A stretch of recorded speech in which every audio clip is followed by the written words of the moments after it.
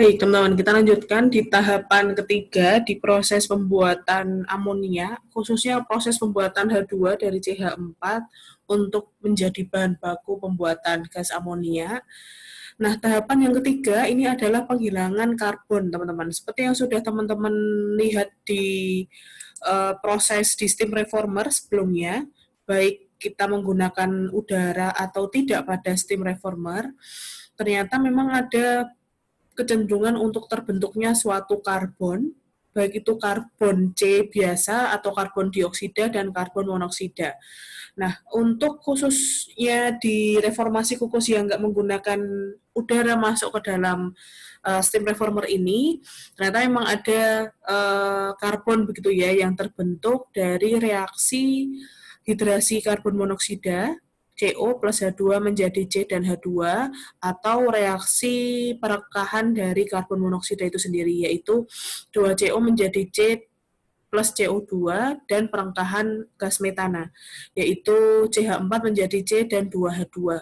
Nah, karbon-karbon ini nanti kemudian akan berdampak kepada laju reaksi, gitu. Kalau semisal kita tidak hilangkan, begitu teman-teman, kita tidak hilangkan, akan berpengaruh pada laju reaksinya N2 dan H2 di reaktor amonia ke depannya. Sehingga itu harus kita hilangkan di tahapan ketiga dan keempat ini, yaitu penghilangan karbon. Nah, sebelum kita masuk ke bagaimana caranya kita menghilangkan karbon dioksida dan karbon monoksida di dalam produk keluaran dari steam reformer, ini ada beberapa fakta begitu ya terkait dengan laju reaksi dari steam reformer tersebut yang ada di dalam steam reformer ini. Tadi kita tahu bahwa reaksi perengkahan dari karbon monoksida menjadi karbon dan karbon dioksida, yang mana 2CO jadi C plus CO2, ini ternyata kalau kita bandingkan ruas kiri ke kanan ini memiliki perbedaan yang cukup signifikan begitu. Jadi proses penghilangan karbon oleh CO2, jadi karbon oleh CO2, C plus CO2 menjadi CO itu kecepatannya jauh lebih cepat 10 kali dibandingkan reaksi dari CO menjadi C plus CO2. Begitu. Jadi C plus CO2 menjadi CO itu 10 kali lebih cepat dibandingkan CO menjadi C plus CO2. Begitu, teman-teman. Lalu, untuk reaksi kalau kita bandingkan begitu ya, reaksi perengkahan karbon monoksida menjadi karbon dan CO2 dan kita bandingkan dengan reaksi perengkahan CH4 menjadi C dan 2H2, ternyata reaksi antara karbon dengan air gitu ya, karbon dengan air 2 hingga 3 kali lebih cepat dibandingkan terhadap reaksi C dan CO2. Sedangkan reaksi C dengan H2 lebih lambat 1000 kali. Jadi C plus H2 di sini itu lambat sekali begitu untuk direaksikan. Lambat 1000 kali, sedangkan C dan CO2 ini lebih cepat. C plus H2O yang sebelumnya itu 2-3 kali lebih cepat menjadi CO2 ya dibandingkan C plus CO2 di sini. Begitu. Nah, reaksinya ini karena yang ingin saya sampaikan adalah ternyata proses breakdownan reaksi yang ada di steam reformer ternyata walaupun dia reversible, dia memiliki laju kinetika yang berbeda waktunya begitu deh. Jadi tidak serta-merta kalau CO menjadi C plus CO2 di reaksi ini misalnya waktunya 5 menit begitu ya, dari CO menjadi C plus CO2 waktunya 5 menit tidak berarti bahwa reaksi C plus CO2 menjadi CO itu juga 5 menit, tidak seperti itu. Jadi catatan-catatan terkait dengan kinetika R1 dan R-1 ini berbeda-beda dari satu reaksi dengan reaksi yang lain. Nah, itu akhirnya berdampak kepada apa? Cenderungnya kemana? Ternyata reaksi pembentukan reaksi dari karbon ke gas yang lain itu tuh cenderung lebih lambat begitu ya, cenderung lebih lambat dibandingkan dengan reaksi yang lain ini menjadi karbon. Jadi khususnya malah menjadi gini, karbon itu akan lebih cepat terbentuk daripada karbon itu tersintesis, berubah menjadi hal yang lain. Nah, itu yang menjadi catatan utama di steam reformer. Nah, akhirnya apa? Berdampak kepada apa jika semisal karbon ini tidak kita hilangkan, akan berdampak kepada penyumbatan. Jadi karbon di sini juga tidak mungkin bahwa steam reformer itu akan senantiasa kita bersihkan begitu teman-teman, karena proses ini berjalan kontinu. Dan kalau misal kita maintenance, bukan batch ya, kalau batch kan kita bisa maintenance setiap berapa waktu sekali gitu, jadi kita bisa bersihkan, mungkin ada penyumbatan karbon yang nempel di tubnya atau di pipanya, kita bisa bersihkan secara berkala. Tetapi kalau di kontinu kan tidak seperti itu. Jadi proses pembentukan karbon ini yang mana lajunya lebih cepat dibandingkan laju pelepasan karbon terhadap menjadi gas-gas yang lain ini, lebih lambat begitu, maka akan berdampak kepada proses terbentuknya karbon yang cukup besar. Nah, cukup tinggi juga nih kalau semisal kita tidak memperhatikan perbandingannya masuk begitu ya, perbandingan masuk ke dalam steam reformer itu H2-nya. Nah, oleh sebab itu juga ada catatan penting di steam reformer yang tadi belum saya sampaikan begitu ya, bahwa ternyata memang ada perbandingan minimum begitu, rasio minimum antara steam dengan karbon yang terbentuk. Jadi kalau misal kita gunakan untuk bikin H2 itu adalah dari gas alam atau dari metan CH4, maka perbandingan antara H2O dengan C yang mungkin kira-kira akan terbentuk adalah 0,8 mol per mol. Jadi 8 banding 10 mol per mol. Jadi kalau semisal karbonnya ini terbentuk adalah 8 kilomol, maka otomatis steam yang harus kita umpankan adalah 10 kilomol seperti itu teman-teman. Di sisi lain kalau semisal kita menggunakan bahan baku ini berupa minyak bumi, H2-nya dari gas minyak bumi, maka perbandingannya jauh lebih tinggi ya, 1,2 mol per mol. Jadi kalau misal kita umpankan karbonnya adalah 10 kilomol, maka otomatis H2O ini harus 12 kilomol. Agar apa? Agar proses terjadinya karbon ini tidak cepat, sehingga penyumbatan terjadinya adanya karbon yang terbentuk itu juga bisa kita handle begitu teman-teman. Itu untuk C. Nah, sehingga proses yang ada di steam reformer yang tanpa udara yang di sebelumnya ini, kita bisa kendalikan proses C yang terbentuk di sini dengan menambahkan dengan memperhatikan rasio antara karbon yang terbentuk dengan steam yang kita umpankan di depan. Berarti kita pakainya adalah 0,8 mol per mol begitu. Nah, itu untuk C-nya ya. Jadi C kita bisa hilangkan dengan di awal tadi kita bisa pasang kadar H2O dan C-nya sekian, tergantung bahan baku yang kita injekkan begitu. Nah, lalu kemudian terakhir gimana untuk menghilangkan CO dan CO2. Nah, untuk menghilangkan CO dan CO2 memang kita harus gunakan alat tambahan, teman-teman. Nah, dari sisi sifat fisiknya memang untuk CO dan CO2 dia memiliki seperti saudara begitu ya, seperti saudara. Jadi dari sisi proses penyerapannya ternyata secara kimia dan fisika kita bisa lebih banyak menjerap CO2. Jadi masih lebih banyak alternatifnya begitu, lebih banyak alternatif bahan untuk bisa menyerap CO2 dibandingkan alternatif bahan untuk menyerap CO. Dan di sisi lain ternyata kita bisa melakukan reaksi geser sebutannya, reaksi geser. Kita bisa ubah kok CO ini menjadi CO2 dengan bantuan zat-zat tertentu. Nah, ini yang menjadi tujuan utama di tahapan proses pembuatan H2 yang ketiga ya, yaitu setelah steam reformer, yaitu adalah shift conversion. Nah, shift conversion intinya kita akan menggeser begitu teman-teman. Kita akan geser, kita akan ubah CO, begitu kita akan ubah CO menjadi CO2 dengan bantuan gas uap panas begitu ya, dengan membuat H2O. Jadi kita umpankan lagi di dalam tower yang berbeda, yaitu CO plus H2O uap menjadi CO2 plus H2. Nah, sehingga dari shift conversion ini menjadi hal yang lebih kita tekankan begitu, karena CO ini hilang atau CO ini berubah semuanya, hampir semuanya menjadi CO2, dan ternyata juga hasil sampingnya adalah H2 yang juga kita butuhkan untuk proses pembuatan amonia begitu. Jadi memang proses ini harus kita jalankan gitu ya, agar CO ini pun juga kita bisa kendalikan.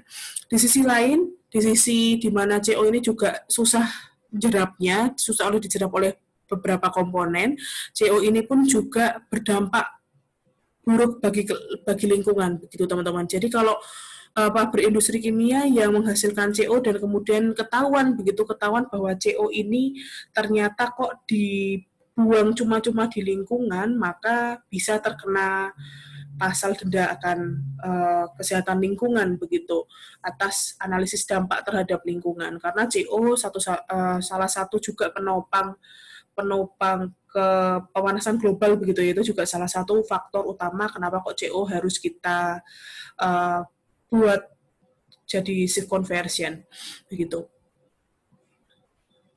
Nah, dari sisi penggeseran begitu ya, pembuatan CO2 dari CO, kita membutuhkan 1:1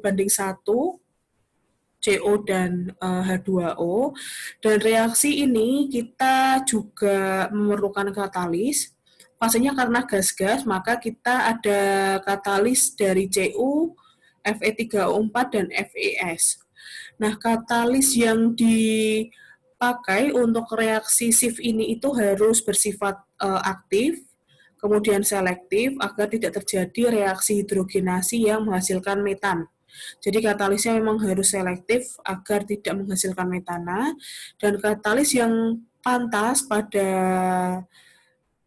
reaksi ini adalah logam dari golongan 1B atau oksida atau sulfida logam pada grup 8A begitu. Nah, ada beberapa tahapan reaksi. Nanti teman-teman di sini ada 2 tahapan utama di reaksi SIF, yaitu tahapan pertama ini adalah reaksi SIF pada suhu tinggi.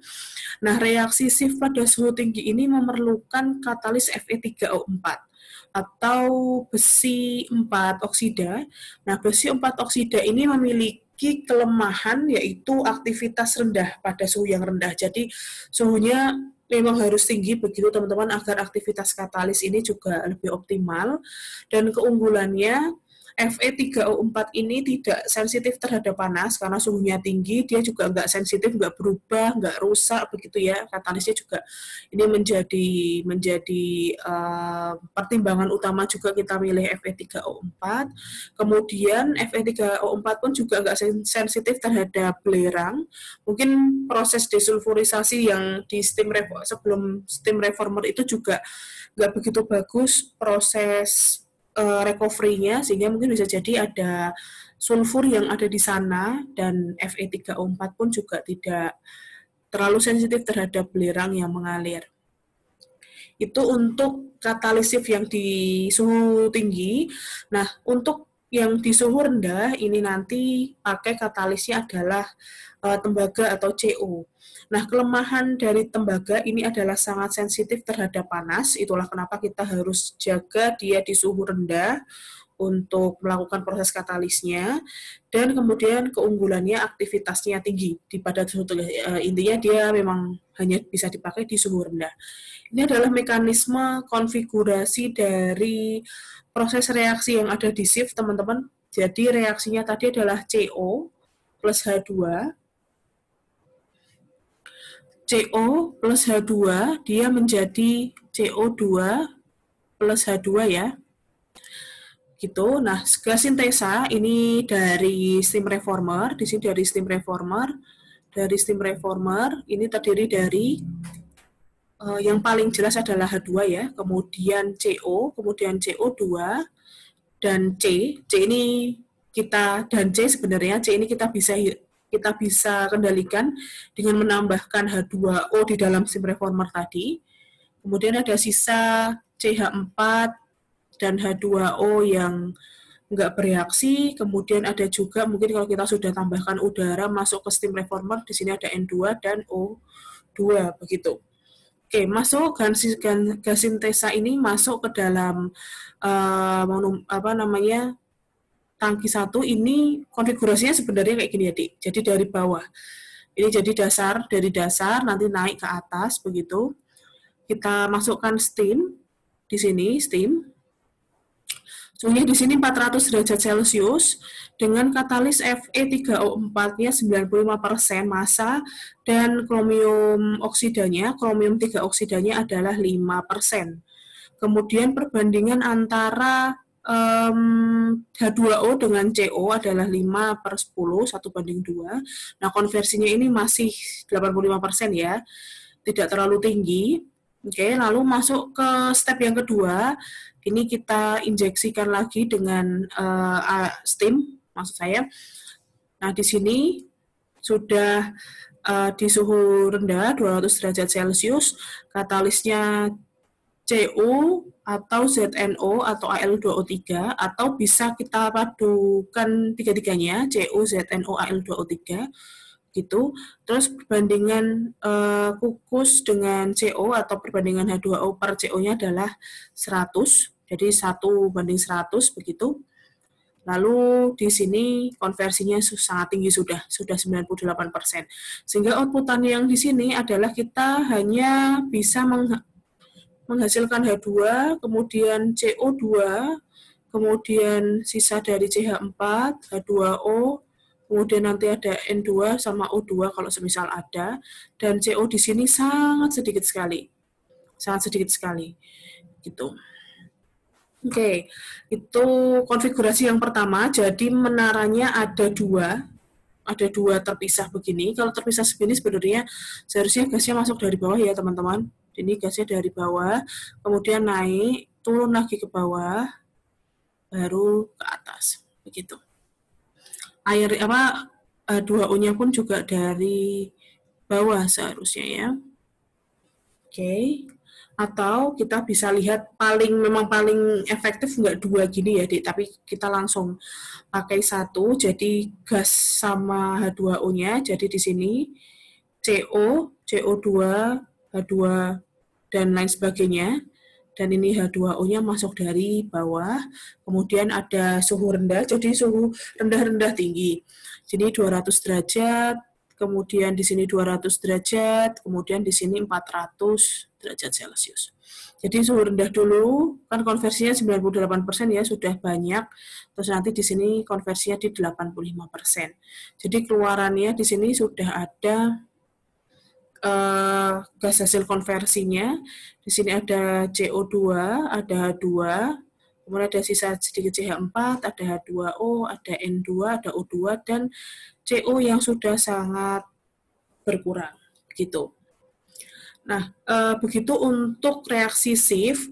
Nah, CO yang sangat sedikit ini juga ada juga tahapan penghilangan. Begitu, penghilangan kita bisa serap dengan menggunakan larutan kuproamonium.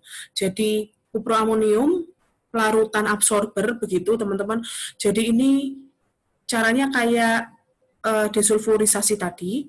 Jadi CO yang sudah sangat sedikit tadi, yang keluar dari Schiff reaction itu tadi, kita bisa jerap pakai NH3 dan kuproamonium tadi, sehingga nanti terbentuklah suatu larutan baru yang ini nanti kita bisa pisahkan secara termal. Nah, kalau pakai ini, kita menggunakan reaksi absorber tadi, jadi kita punya absorber,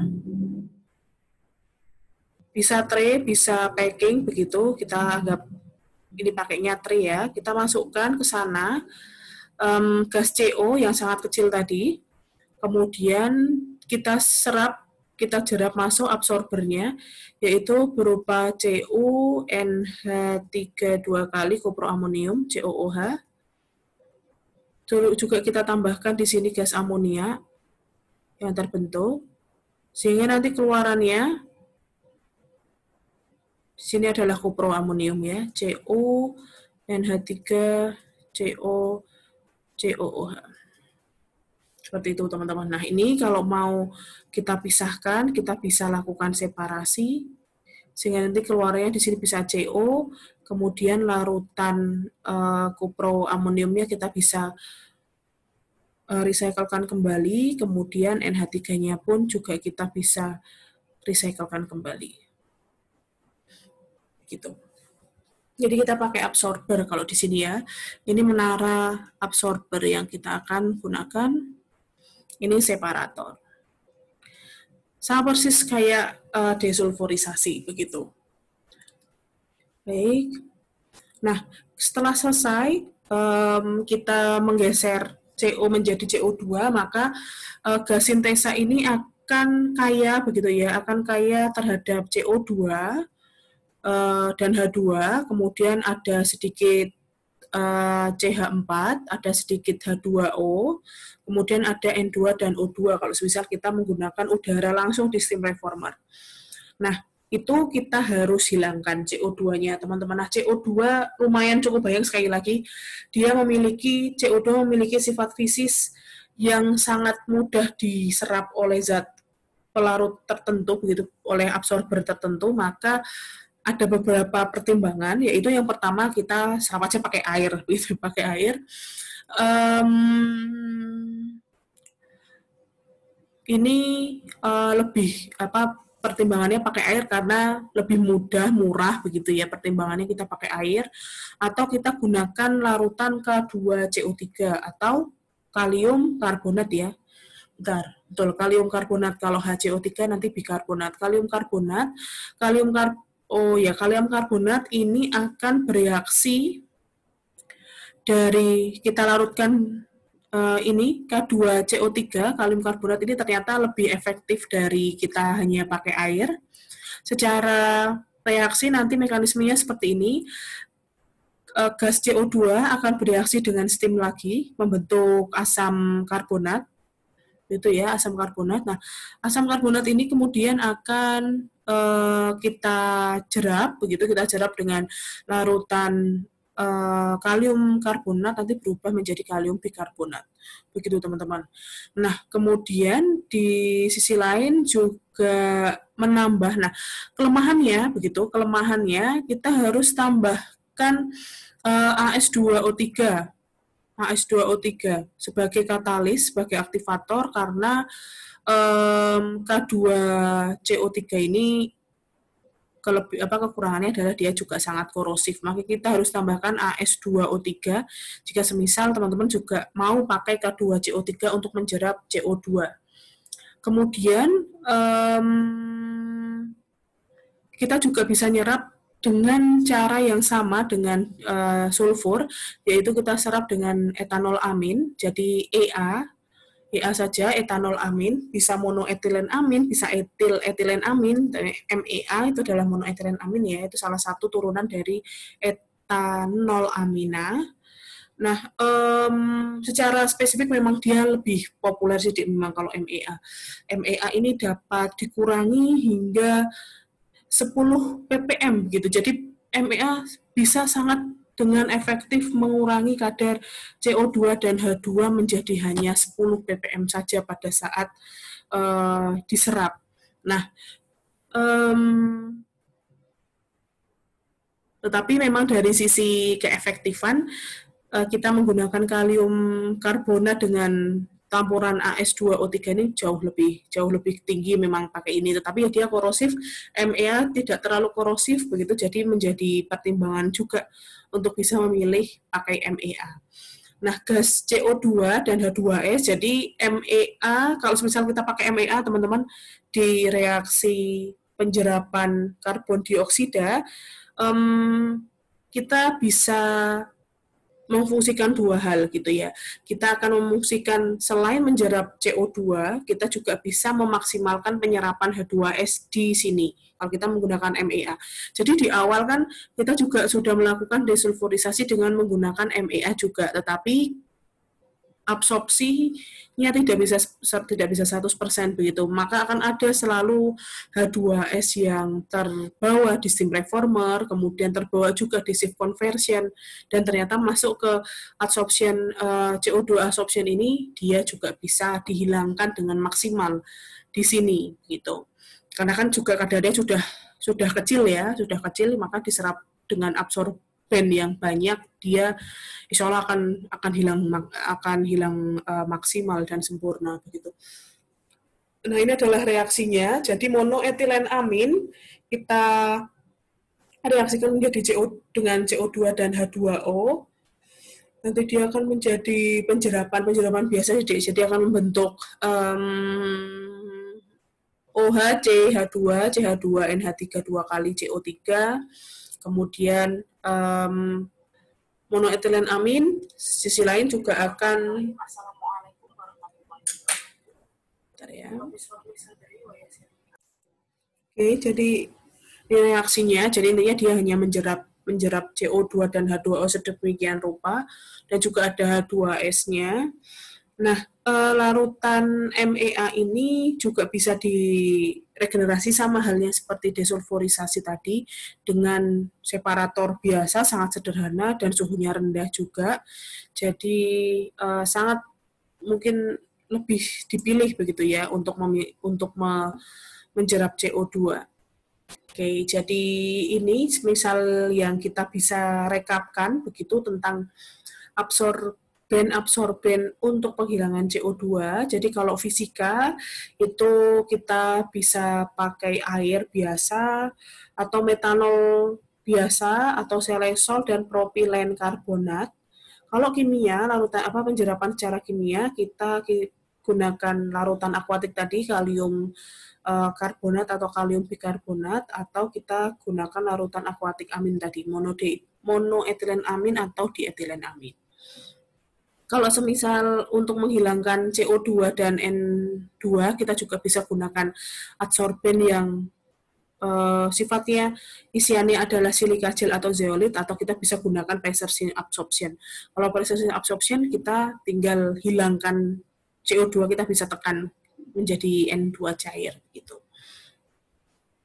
Oke, nah selain di atas juga ada beberapa pelarut komersial yang sudah dipatenkan, antara lain namanya adalah Benfield, Gianmarco Ventroco, kemudian ada Catacap dan Carsol. Itu fungsinya untuk menghilangkan CO2 di komersial ya, di industri. Gitu.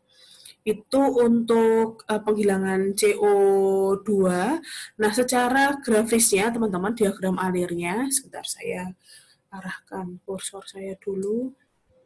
Nah, secara grafis, untuk ini kita menggunakan, kalau kita gunakan cair-cair ini ya, kita gunakan cair-cair ini, maka kita pakai menara absorber ya, absorber. Sedangkan kalau kita pakai ini kita pakai menara absorpsi. Kalau menara absorber ini sama persis kayak skemanya desulfurisasi tadi. Jadi kita punya menara, bisa tray, bisa packing, begitu. Di sini nanti kita masukkan gas sintesisnya yang kayak akan CO2 tadi. Kemudian kita masukkan dari atas, kita semprotkan ke bawah begitu.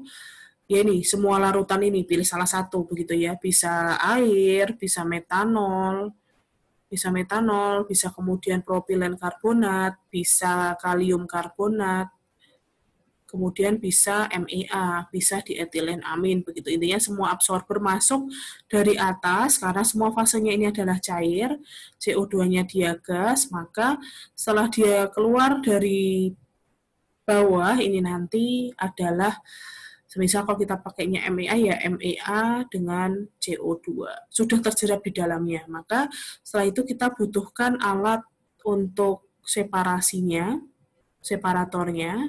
Maka di sini nanti adalah CO2 yang sudah kita recovery, sedangkan MEA ini kita bisa gunakan kembali begitu. Sama persis deh, jadi kita punya menara absorpsi dan di sini ada separator untuk menghilangkan atau memisahkan dengan dengan absorber dengan gasnya. Lalu kalau kita gunakan unggun silika gel atau zeolite, ini kita cukup masukkan gambarnya lebih sederhana ya. Kalau ini adalah menara absorpsi, jelas kita pakainya packing padat. Jadi kalau kayak gini itu tandanya kita tambahkan packingan padat atau zat padat ke dalam alat proses. Ini CO2-nya masuk dari bawah. Nah, di sini itu nanti ada zeolit atau ada mana silika gel ya, silika gel. Nah, fungsi dari silika gel ini akan menjerap CO2 masuk ke dalam permukaannya. Jadi kan kita silika gel kan bentuknya kan gini ya, nanti CO2-nya itu akan nempel di permukaannya begitu teman-teman. Kalau masuk di permukaan dari adsorben, kemudian keluar ini sudah CO2-nya kadarnya sudah lebih rendah karena sudah terserap di sini, di dalam adsorben. Ini namanya adsorben. Begitu lebih jauhnya untuk proses penggambaran diagram alir kualitatif di proses penyerapan CO2. Oke, terakhir, sebelum H2 ini masuk ke reaktor amonia, kita masuk ke proses metanasi. Sekali lagi, proses metanasi adalah proses merubah kembali menjadi CH4. Begitu. Jadi, karena memang CO2 ini sebisa mungkin memang jangan masuk ya, jangan masuk ke reaktor amonia karena dia akan merusak atau menggeser kesetimbangan begitu, maka kita bisa geser atau kita bisa reaksikan kembali menjadi metana lagi ya dengan bantuan H2. Jadi di sini pakai reaksi katalitik dengan katalis Ni atau Al2O3 pada suhu 350 derajat Celcius dan 30 atm. Nah, proses metanasi ini kemudian akan dikembalikan, begitu akan dikembalikan ke steam reformer lagi. Jadi proses ini akan masuk ke steam reformer. Nanti masuk ke steam reformer kembali bahan ini, begitu. Oke. Jadi selain CO plus 3H2, CO2 pun juga kita beri hidrogen, yaitu CO2 plus 4H2 jadi CH4 plus 2H2O, dan kita juga reaksikan oksigen dan H2. Setengah O2 plus H2 jadi H2O. Ini reaksinya endotermis semua ya, jadi membutuhkan panas dalam proses pembuatannya. Oke. Seperti itu untuk proses metanasi. Nah, ini adalah gambar secara lengkapnya begitu untuk proses pembuatan amonia, yaitu yang pertama tadi pemurnian gas, khususnya ini menghilangkan hidrogen sulfida. Kemudian reformasi kukus ini untuk membentuk gas H2 pertama gitu ya, paling utama yang pertama. Shift converter berfungsi untuk menggeser reaksi karbon monoksida yang terbentuk dari reformasi kukus menjadi CO2, kemudian absorpsi CO2 ini berfungsi untuk menghilangkan CO2 dengan bantuan absorben di menara absorber. Kemudian metanator ini fungsinya adalah untuk merubah kembali gas CO2 yang masih tersisa, begitu ya, masih tersisa yang enggak terkonversi dan yang tidak terabsorpsi menjadi gas metana dengan bantuan gas hidrogen. Lalu masuk ke amonia converter atau reaktornya amonia. Nah, secara teoritis N2 plus H2 menjadi NH3, dia akan memiliki hubungan gitu ya, memiliki hubungan antara suhu tekanan dengan persen kadar amonia yang terbentuk begitu teman-teman. Semakin tinggi tekanan dan semakin tinggi suhu ternyata tidak menjamin begitu ya, tidak menjamin yield dari amonia itu juga tinggi begitu deh. Jadi ternyata kalau kita ingin kita pakai semisal ya berapa nih 90 deh, 90 dia enggak nabrak ya. Misal 80 deh. Kalau semisal kita pengen menghasilkan 80% atau konversinya 80%, bukan konversi yield. Yieldnya amonia ini 80%, maka Bagaimana kondisi operasinya? Maka teman-teman bisa tinggal geser begitu.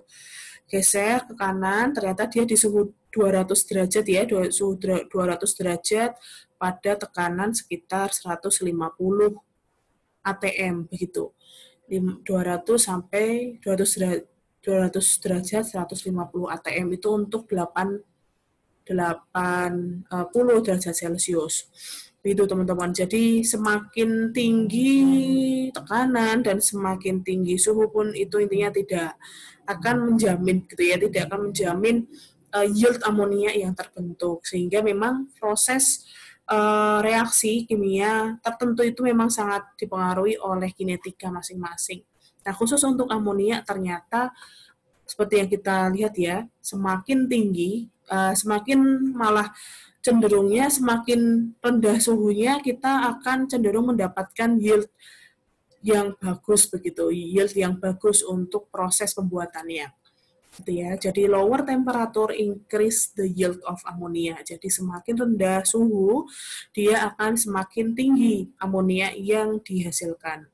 Begitu. Tetapi sisi lain ternyata kalau semisal kita pakai suhu yang rendah itu akan berdampak kepada reaksinya pun juga akan lebih lambat. Jadi walaupun lambat tapi tinggi begitu, pilih mana daripada mungkin suhunya lebih tinggi dikit tetapi lebih cepat. Itu juga menjadi pertimbangan yang kita harus tahu. Nah, kalau kita lihat dari tinjauan tekanannya, ternyata semakin tinggi tekanannya, um, juga akan meningkatkan gitu ya. Semakin tinggi tekanannya di suhu 400, di suhu sini deh trennya 300. Ternyata semakin tinggi tekanannya, dia juga akan semakin meningkatkan yield dari amonianya. Nah, tetapi ternyata semakin meningkatkan tekanan pun kita juga akan berdampak kepada, kalau tekanan kan agak horor ya di resiko pabriknya mungkin lebih mudah terbakar, jauh lebih tidak aman, kemudian lebih mahal juga alat-alat prosesnya kalau misal tekanan itu lebih tinggi. Mending kalau besok teman-teman mendirikan pabrik, mending tekanannya atmosferis tapi suhunya tinggi daripada suhunya tinggi tekanannya juga tinggi, itu banyak juga sisi-sisi keselamatan yang harus kita pertimbangkan. Gitu. Sehingga dengan berbagai macam optimasi, inilah kondisi paling optimal untuk proses pembuatan amonia, yaitu pada suhu 450 derajat Celcius dengan tekanan 250 atm. Dan katalisnya juga sudah studikan begitu ya, sudah diteliti, ternyata Fe yang paling tinggi sebagai performa untuk meningkatkan yield amonia yang terbentuk. Nah, untuk proses ini, insya Allah sih cuma seperti itu yang lebih pentingnya begitu ya. Jadi intinya reaksinya di suhu 450 dan di tekanan 250 atm. Dan katalisnya Fe ya. Ada Fe, ada Ni ya, tapi kita pakainya Fe. Kalau untuk amonia, Ni di reformer. Oke.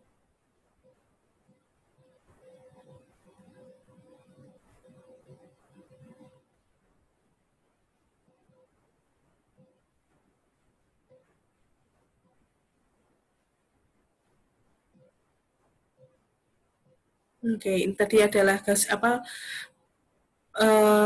gambar ini mendeskripsikan apa saja proses-proses dan komponen-komponen yang keluar bersamaan dengan alat dan suhu yang terjadi di setiap alat. Gitu. Oke, insya Allah seperti itu teman-teman. Jadi secara reaksi dia terjadi di reaktor fixed bed ya, fixed bed. Jadi dia ada di fixed bed reaktor. Fixed bed reaktor, kemudian reaksinya kita umpankan dari bawah, ini pada suhu 450 derajat Celcius, keluarnya adalah NH3.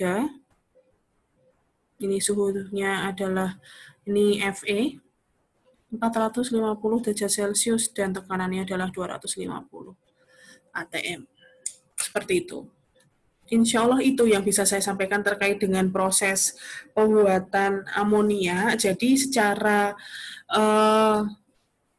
umumnya begitu, Dek, bahwa amonia memang kita akan ambil dari produk petrokimia yang ini adalah CH4.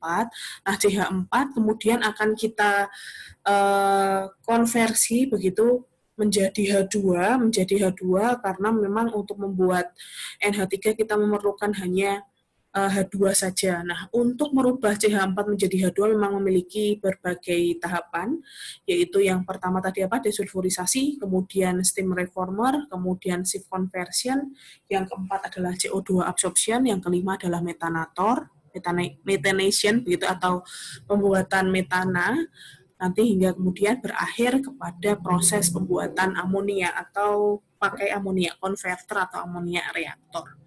Begitu teman-teman yang bisa saya sampaikan di reaksi ini. Mungkin kita bisa simpulkan begitu ya, bagaimana proses diagram alir untuk proses pembuatan amonia. Kita cek dulu.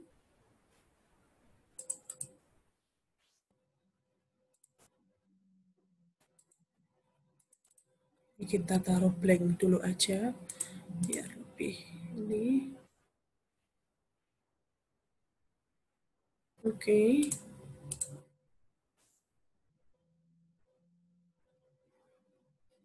Oke, sebentar ya. Oke, lalu kita semoga kelihatan ya di teman-teman. Oke, jadi diagram alir kualitatif untuk bakalan banyak banget emang pembuatan amonia. Oke, kalau misal kita gunakan berbeda ya, jadi di sini ada pressure swing absorption, di sini udara,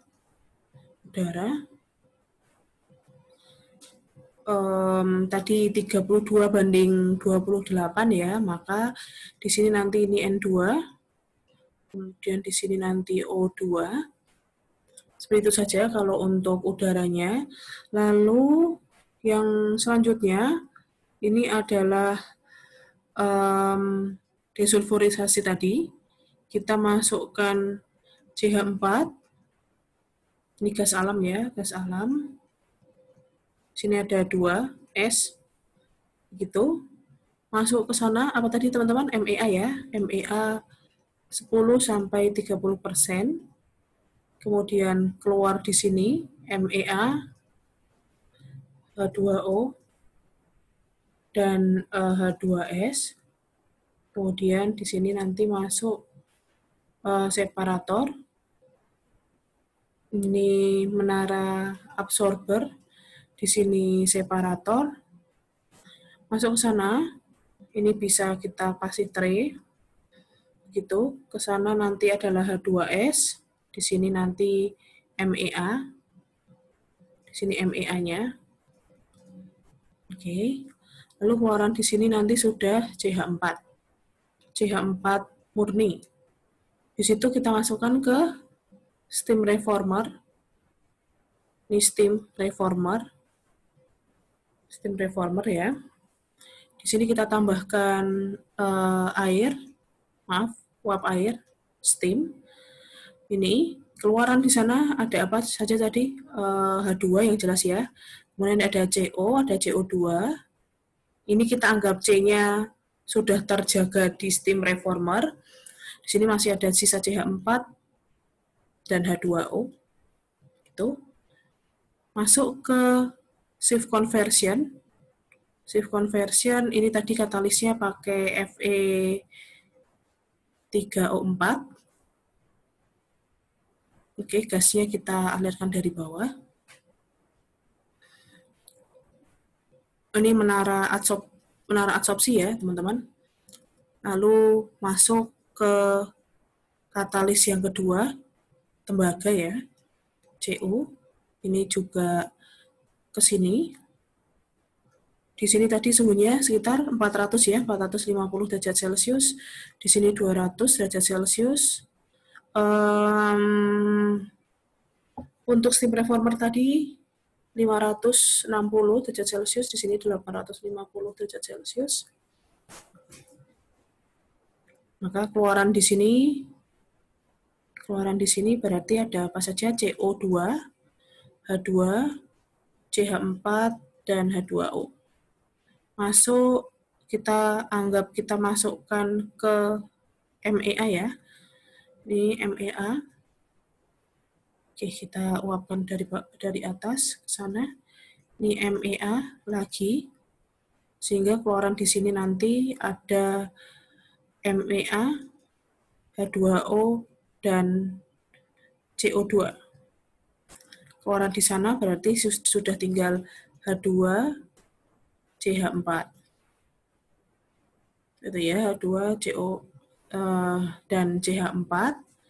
Kemudian dia masuk ke metanator. Metanator nanti di sini akan keluar jadi CH4. Di sini nanti ada H2. Sehingga kemudian sebentar, next sebelumnya kita ke reaktor fixed bed. Ini isinya Fe. Ini akan kita umpankan ke sana. H2-nya juga ke sini. Sehingga dia akan berubah menjadi NH3. Setelah itu teman-teman secara terus suhunya bentar 450. Di sini 450 derajat Celcius ya, 250 atm. Begitu. Jadi seperti ini untuk diagram alir pembuatan amonia dari awal, dari gas alam dan udara. Dari gas alam dan udara ada beberapa alat yang penting begitu.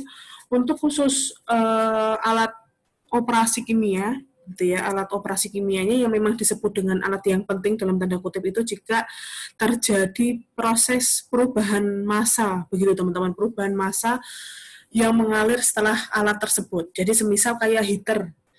Kalau heater kan masuk itu semisal CO2 sama MEA. MEA sama CO2 masuk heater, awalnya dia 30, kan keluar, kalau heater kan fungsinya untuk memanaskan, dia bisa menjadi 80 derajat begitu. Tetapi kan komposisi MEA dengan H2O-nya kan masih sama begitu teman-teman. Jadi misal totalnya 100 kg ya masuk heater 100 kg atau otomatis keluar heater pun juga masih 100 kg. Jadi HE di sini memang alat operasi tetapi tidak menjadi alat operasi utama karena di sana hanya terjadi proses perpindahan panas saja. Tetapi yang menjadi fokus begitu ya, yang menjadi fokus untuk diagram alir adalah alat proses yang terjadi di dalamnya, proses perubahan komponen, perubahan massa yang terjadi begitu.